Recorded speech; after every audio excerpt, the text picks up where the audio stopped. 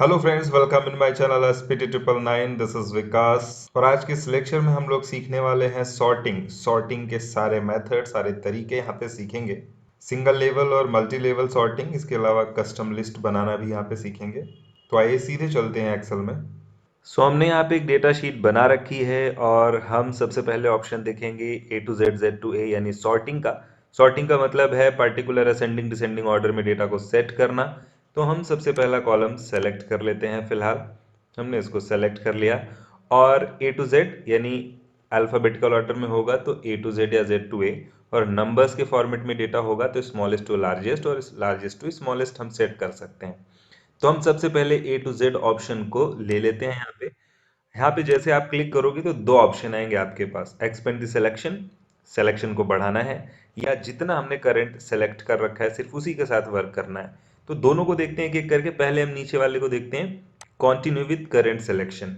जैसे ही आप इस पे क्लिक करके सॉर्ट ऑप्शन पे क्लिक करेंगे तो ये डेटा आपका सॉर्ट कर देगा। तो डेटा तो इसने सॉर्ट कर दिया, आप देखेंगे बी, उसके बाद डी, फिर जी, एच, पी और आर, टी, ऐसे करके डेटा सॉर्ट हो चुका है ए टू जेड में।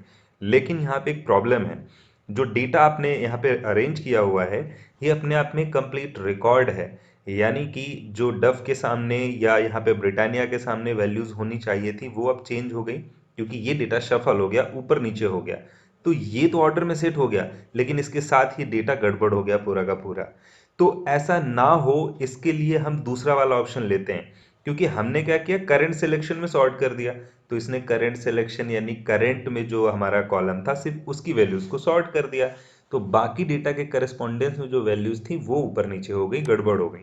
तो ऐसा ना हो इसके लिए हम क्या करते हैं, दूसरा वाला ऑप्शन लेते हैं। पहले इसको सही कर देते हैं, कंट्रोल जेड। तो ये डेटा हो गया पहले जैसा। तो इस बार हम क्या करेंगे, इस पूरे डेटा को सेलेक्ट करेंगे और इस पे ना क्लिक करके हम इस प्रोसेस को समझने के लिए क्या करते हैं, सॉर्ट पे क्लिक करते हैं। यहाँ आएंगे, वही ऑप्शन आएगा एक्सपेंड द सिलेक्शन का। हम इसको यहाँ से सॉर्ट करने के लिए ओके करेंगे तो ये डायलॉग बॉक्स आ जाएगा। अब यहाँ पे ऑप्शन दिया हुआ है सॉर्ट बाय, आपको करना क्या है, कैटेगरी के हिसाब से सॉर्ट करना है, आइटम वाइज सॉर्ट करना है या कोड वाइज सॉर्ट करना है। तो फिलहाल तो हम आइटम वाइज कर रहे थे, हमने आइटम को सेलेक्ट कर लिया। सेल की वैल्यूज को सॉर्ट करना है, कलर के हिसाब से, फॉन्ट के हिसाब से, कंडीशनल फॉर्मेटिंग के हिसाब से। हमने कहा वैल्यूज के हिसाब से क्या करना आपको, ए टू जेड या जेड टू ए। हमने कहा ए टू जेड और ओके कर देंगे। तो ये सॉर्ट कर देगा और सॉर्ट करने के साथ साथ उसके करस्पॉन्डेंस में जो वैल्यूज हैं वो भी शिफ्ट होकर के चली जाती हैं साथ में। यानी सिर्फ ये कॉलम शॉर्ट नहीं हुआ है, पूरी की पूरी रो सॉर्ट हुई है उसके साथ में। जैसे कि डव यहाँ पे उठ करके आए हैं अलग अलग जगह से, तो डव के साथ जो पूरा रिकॉर्ड था वो उठ करके ऊपर आया है, ताकि डेटा हमारा सफल ना हो, अलग अलग ना हो। ऐसे ही हम चाहें तो पूरा डेटा सेलेक्ट करके भी कर सकते हैं, कोई दिक्कत नहीं है। सॉर्ट पे जाते हैं तो यहाँ पे देखिए एक चीज़ और समझने वाली है, जब आप पूरा डेटा सेलेक्ट करते हैं और जैसे इस ऑप्शन पे जाते हैं तो ये फर्स्ट वाली जो हेडिंग है इस टॉप रो को ये छोड़ देता है, इसको सॉर्ट नहीं करता है। अगर देखिए इसको भी सॉर्ट करता तो ये आइटम जो था ये आई से था, तो ये भी शिफ्ट होकर के इसी डेटा के साथ नीचे कहीं चला जाता। लेकिन इसको इसने कुछ नहीं किया, इसको छोड़ करके बाकी डेटा को सॉर्ट किया। ऐसा इसलिए क्योंकि यहाँ ऑप्शन लगा हुआ है, देखिए my data has headers. Header का मतलब है हेडिंग। तो हमारे पास जो डेटा हमने सेलेक्ट किया उसमें फर्स्ट रो एक हेडिंग है, तो यहाँ पे टिक लगा हुआ था, इसकी वजह से ऐसा हुआ। अगर ये टिक हम हटा दें तो अब ये इसको भी सॉर्ट करेगा। तो अगर हम यहाँ पे सॉर्ट बाई करें, सेलेक्ट करके कॉलम ए को और उसके बाद ए टू जेड करें तो आई आइटम भी यहाँ से शिफ्ट होकर के जाएगा। ये देखिए बी, डी, जी, एच और एच के बाद आई, आई आइटम भी गया, तो आइटम के साथ उसका पूरा रिकॉर्ड शिफ्ट होकर के नीचे आ गया। तो ये चीज़ है, इसी से बचने के लिए हम यहाँ पे क्या करते हैं, ये वाला टिक लगा के रखते हैं ताकि वो हेडर को छोड़ के बाकी डेटा को सॉर्ट करें। अब इसके अलावा हम चाहें तो एक साथ कई कॉलम के हिसाब से भी डेटा को सॉर्ट कर सकते हैं। कैसे, जैसे कि हमने यहाँ पे ए आइटम में सेलेक्ट किया इसको और इसको ए टू जेड चाहते हैं, लेकिन हम यहाँ आइटम कोड या मंथ के हिसाब से भी सॉर्ट करना चाहते हैं या फिर ग्रॉस टोटल के हिसाब से। तो हम एक साथ दो चीज़ें लगाते हैं, यहाँ पे ऐड लेवल करेंगे। अब ऐड लेवल में हम क्या ले लेते हैं, हम ले लेते हैं यहाँ पे ग्रॉस इनकम। अब ग्रॉस इनकम को हम कैसे चाहते हैं, सेल वैल्यूज को हम इसको चाहते हैं लार्जेस्ट टू स्मॉलेस्ट। और अब देखिए यहाँ पे दो कंडीशन एक साथ लगी हैं कि इसको पहले आइटम के हिसाब से सॉर्ट करना है, तो ये पहले आइटम के हिसाब से सॉर्ट कर देगा सबको, उसके बाद फिर जो ग्रॉस इनकम है उसके हिसाब से सबसे बड़ी वैल्यू को ऊपर लेके आएगा और छोटी वैल्यू को नीचे। आप इसको ओके करके देखिए, तो जैसे हमने ओके किया तो देखिए इसने अप्रोप्रिएट सेट कर दिया। अब यहाँ पे आप देखेंगे तो बी, ये देखो आइटम के हिसाब से इसने इसको सेट किया, ब्रिटानिया ब्रिटानिया दोनों ही बी से हैं, और इनकी वैल्यूज को इसने डिसेंडिंग ऑर्डर में सेट कर दिया। 23,000 की वैल्यू ऊपर है और 21,000 वाली नीचे है।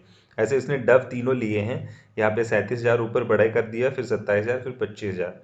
अब अगर आप देखें कि इसने ग्रॉस इनकम को सबको एक साथ अरेंज नहीं किया हुआ है, यानी सबको इसने डिसेंडिंग ऑर्डर में नहीं लगाया है, इसने आइटम वाइज जो सिलेक्शन है उसके हिसाब से लगाया है कि यहाँ पे डव जो है वो 37,000 है और पार्ले जी देखिए 35,000 है, तो लॉजिक के हिसाब से 35,000 को 37,000 के नीचे होना चाहिए था, लेकिन इसने ऐसा नहीं किया क्योंकि ये आइटम वाइज सॉर्ट नहीं होगा, फिर डी के पास में पी की वैल्यू चली जाएगी जो पी से स्टार्ट है, इसलिए उसने पी को अलग किया है और फिर जो पी के सारे रिकॉर्ड थे उनको आपस में उसने रिकॉर्ड को चेंज करके ऑर्डर में लगाया है। तो ये छोटी छोटी चीजें समझने वाली हैं कि किस तरह से सॉर्टिंग हो रही है।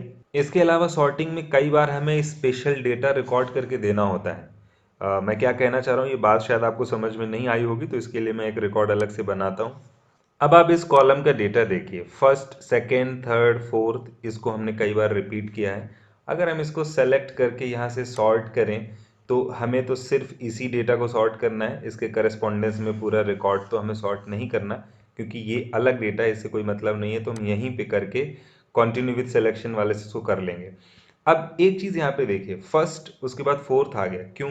क्योंकि फर्स्ट और फोर्थ दोनों एफ से स्टार्ट हैं, तो जब आप सॉर्ट करोगे तो डेटा तो आपका सॉर्ट हो जाएगा, लेकिन लॉजिकली वो गलत होगा क्योंकि फोर्थ को क्या होना चाहिए, थर्ड के बाद में होना चाहिए। तो इसने अल्फाबेट के हिसाब से तो सॉर्ट कर दिया फर्स्ट और उसके बाद फोर्थ, लेकिन लॉजिक के हिसाब से फोर्थ जो है थर्ड के बाद आना चाहिए। तो ऐसी प्रॉब्लम भी कभी कभी आती है सॉर्टिंग में, तो इसको कैसे सॉल्व करते हैं? इसको सेलेक्ट करके हम सॉर्ट पे जाते हैं, तो पहली चीज तो फर्स्ट वाला जो है उसको छोड़ देगा क्योंकि इसको हेडर मानेगा, तो हम एक एक्स्ट्रा ले लेते हैं ताकि हेडर के लिए जो है वो रो छोड़ दे और बाकी डेटा को ले ले। तो हम सॉर्ट पे जाएंगे, यहाँ पे देखिए इसने फर्स्ट वाली जो ब्लैंक रो थी उसको छोड़ दिया हेडर समझ के क्योंकि ये टिक लगा हुआ है। और इस प्रॉब्लम को सॉल्व करने के लिए हम क्या करते हैं, यहाँ सबसे पहले हमने सेट कर रखा हुआ कॉलम जे को हमें वैल्यू के हिसाब से सॉर्ट करना है ए टू जेड, लेकिन यहाँ जाके हम क्या करेंगे, कस्टम लिस्ट को सेलेक्ट करेंगे। यहाँ पे देखिए कई तरह की चीजें पहले से सेट हैं, जैसे Monday Tuesday Wednesday Thursday Friday. अब अगर किसी कॉलम में मंडे ट्यूसडे लिखा होगा तो वो टी के हिसाब से सॉर्ट करेगा तो ट्यूसडे और थर्सडे एक साथ आ जाएगा, लेकिन ऐसा नहीं करेगा, वो मंडे ट्यूसडे डे के हिसाब से ही सॉर्ट करेगा। ऐसा क्यों? क्योंकि यहाँ पे लिस्ट बनी हुई है। ऐसे ही यहाँ पे मंडे ट्यूसडे इस तरह से भी बना है, शॉर्ट में भी बना है, लॉन्ग में भी बना है, जनवरी फरवरी भी बना है। तो ऐसे ही हम क्या चाहते हैं कि यहाँ पे अपनी लिस्ट भी ऐड कर सकते हैं, तो हम यहाँ पे क्या बनाएंगे, यहाँ पे हम दे देंगे फर्स्ट, उसके बाद सेकंड, उसके बाद थर्ड और उसके बाद फोर्थ। ये चार हम लिख करके यहाँ से ऐड कर देंगे, तो आप देखेंगे कि ये यहाँ पे भी सॉर्टिंग लिस्ट में ऐड हो चुका है। अब आप ओके करिए। अब आप यहाँ पे देखेंगे तो ये फर्स्ट सेकेंड थर्ड सेलेक्टेड है। अगर आपको असेंडिंग ऑर्डर में यानी ए टू जेड लगाना है और जेड टू ए लगाना है तो ये आप ले सकते हैं। और अगर ये लिस्ट में ना रहा हो तो आप फिर से कस्टम लिस्ट में जा करके यहाँ से इसको सेलेक्ट कर लिया करिएगा, तो आ जाएगा यहाँ, और ओके करेंगे। और इसके बाद यहाँ जब ये लिस्ट आ जाए दिखने लग जाए तो ओके कर दीजिएगा। तो ये देखिए इसको सही कर देगा, फर्स्ट उसके बाद सेकंड फिर थर्ड और उसके बाद फोर्थ के दोनों एक साथ इसने कर दिए हैं। तो ये आई थिंक सॉर्टिंग का प्रॉब्लम आपको सारा समझ में आया होगा क्या क्या प्रॉब्लम आती है। That's all for this lecture, thanks for watching.